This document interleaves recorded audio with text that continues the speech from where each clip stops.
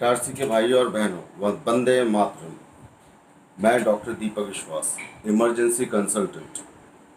मैं आपको ये बताना चाहता हूँ कि ये बड़ी विषम और कठिन परिस्थितियाँ हैं हमारे सामने। अभी जो इन्फेक्शन हमारे कोरोना के सामने आ रहे हैं, बहुत सारे आ रहे हैं, और कहाँ से आ रहे हैं, सोर्सेस क्या हैं, ये अभी नहीं पता लगाया जा सकता।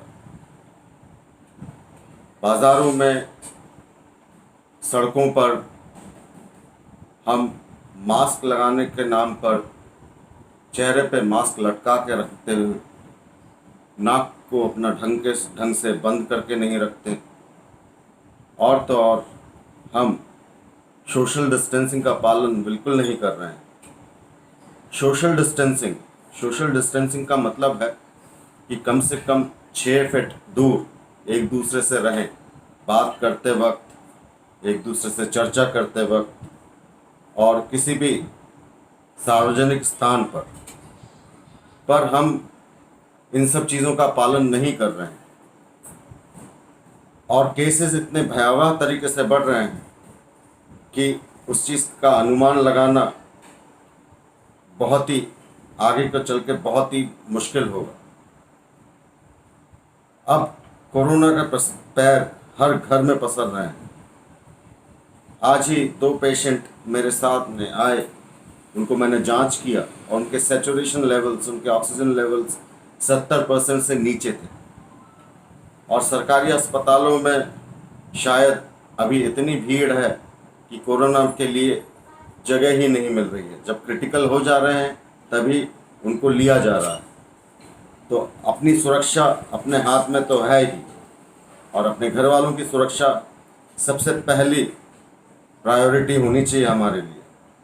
और इसीलिए हम ज़्यादा बाहुबली ना बने और अपने घर वालों के जीवन की रक्षा करने में तत्पर रहें।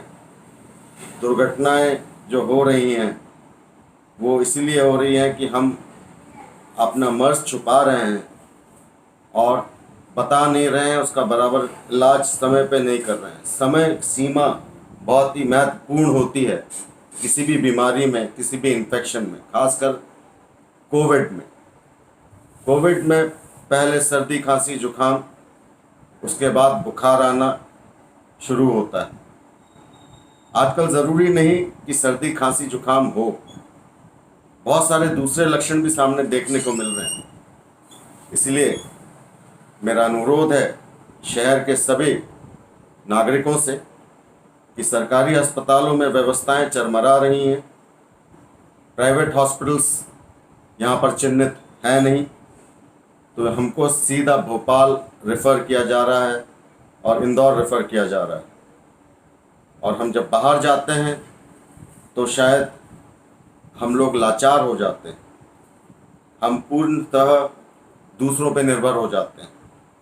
जबकि हम जब अपने शहर में रहते हैं तो बहुत सारी चीज़ें हमारे अधिकार में होती हैं और बहुत सारी चीज़ों में हम मदद कर सकते हैं। तो सभी जनता से अनुरोध है, कृपया अभी पैसे कमाने का ना देखें, बाहर घूमने का ना देखें, और अपने ही घरों में जितना हो सके उतना रहें, सुरक्षित रहें। वंदे मातरम करते वक्त और किसी भी सार्वजनिक स्थान पर हम इन सब चीज़ों का पालन नहीं कर रहे हैं। और केसेस इतने भयावह तरीके से बढ़ रहे हैं कि उस चीज़ का अनुमान लगाना बहुत ही आगे को चल के बहुत ही मुश्किल होगा। अब कोरोना का पैर हर घर में पसर रहे हैं। आज ही 2 पेशेंट मेरे साथ में आए, उनको मैंने जांच किया और उनके सैचुरेशन लेवल्स, उनके ऑक्सीजन लेवल्स 70% से नीचे थे। और सरकारी अस्पतालों में शायद अभी इतनी भीड़ है कि कोरोना के लिए जगह ही नहीं मिल रही है। जब क्रिटिकल हो जा रहे हैं तभी उनको लिया जा रहा है।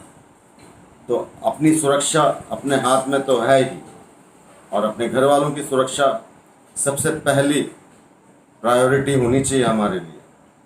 और इसीलिए हम ज़्यादा बाहुबली ना बने और अपने घर वालों के जीवन की रक्षा करने में तत्पर रहें।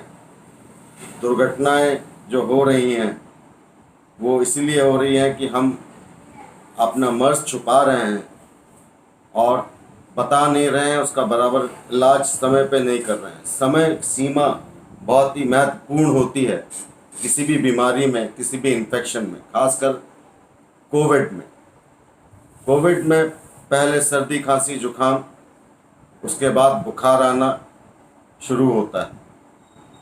आजकल ज़रूरी नहीं कि सर्दी खांसी जुकाम हो, बहुत सारे दूसरे लक्षण भी सामने देखने को मिल रहे हैं।